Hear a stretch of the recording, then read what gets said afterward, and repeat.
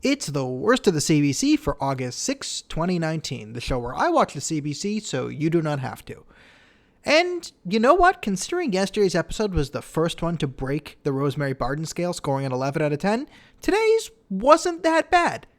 That being said, however, if you are a legal gun owner in Canada, you probably shut up your television at some point during the coverage. So, what happened on today's CBC? Not a lot of stories. They covered a lot in depth.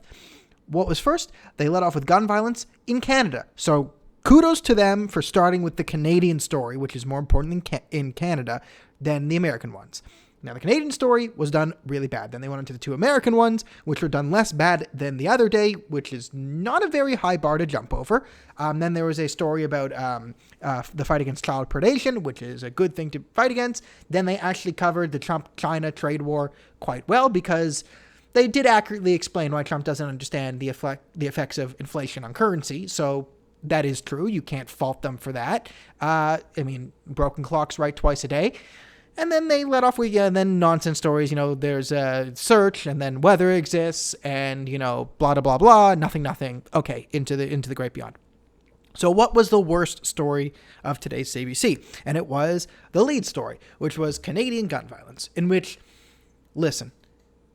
None of these, there's been 17 different people were shot in Toronto this weekend. No one's in custody. One of these was on video. And of course, they kept pushing, we need a handgun ban. And they talk about John Tory. John Tory's talking about a handgun ban. Yes, John Tory, the expert authority on gun violence.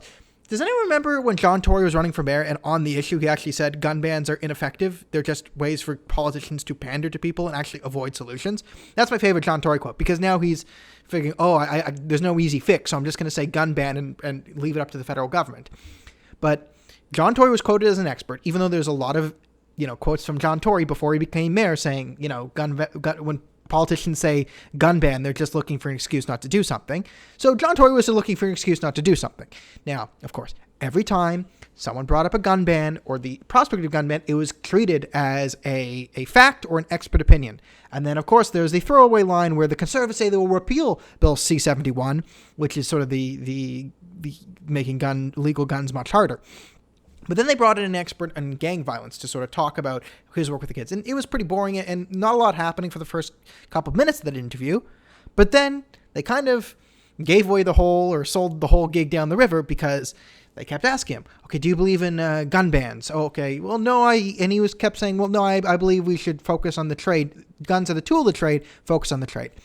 And this guy was saying, there are other core issues behind this, poverty and this and this and this and this. I mean, personally, I would like to see a statistic of how many of the people in the current Canadian committing gun violence have single mothers. That might be an issue that never got brought up. But nonetheless, it was actually, albeit boring, the interviewee was quite good. But then at one point, they tried to sort of make their point of how dangerous guns are. And they said, so if I were to get a gun on the street, how long would it take me? And he was like, yeah, you can get one pretty quickly within a few hours. And then they asked, so are they being imported, right? It's with American gang culture and the rap music because, the kids with the hippity hoppity, that's the big problem. But he said, yeah, and that's what the statistics show. And this is what they are not talking about. And this is the biggest thing. This is what drives Canadian legal gun owners up a wall. Rightfully so. Most of the crimes are committed with illegal guns. Most of those illegal guns are coming in from the States.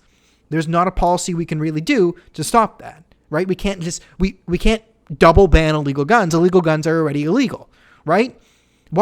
Listen, there are still murders in Toronto, even though murders are illegal. How is this happening? Murders are illegal. Rapes happen, but rapes are illegal. How could this possibly be happening? The left only understands when it comes to drugs, right? Drugs are illegal, but people still use drugs. Well, you can't solve it with laws. Okay. But they sold the whole narrative down the river, and it was dismantled within 30 seconds, and it was pretty funny for me to watch. But Carol McNeil kept pushing this guy. So what about a handgun ban? What about? And he finally said, well, no, it's just a peripheral issue. There are other things behind it. And then they're like, oh, okay, get out of here. So that was the worst. Now, what was the biggest omission of the day? Considering there was a story where they talked to Carol Todd, who was the mother of a a victim, Amanda Todd, of online abuse and sexual predation at the age of 15, who killed herself, and it's a sad story, and I thought Carol Todd did an excellent job carrying herself, brought understanding and awareness to an important situation that probably helped people, and good on her.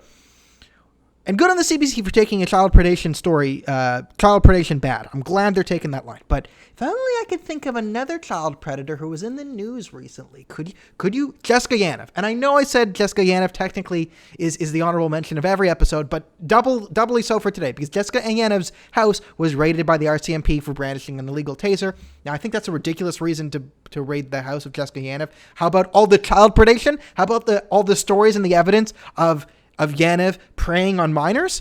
Is that not a better reason to raid the house? So that is the biggest omission. Jessica Yaniv. Jessica Yaniv. Jessica Yaniv making a mockery of the Canadian judicial system, preying on children. Okay, yes, had an illegal taser, but I think that's irrelevant. Jessica Yaniv and the human rights tribunals. So all in all, actually, I think most of today was fine. It's getting a passing grade today. Today's CBC scores just a score of 4 Rosemary Bartons out of 10, which is not bad by CBC standards. So I will see you all tomorrow on Uninterrupted.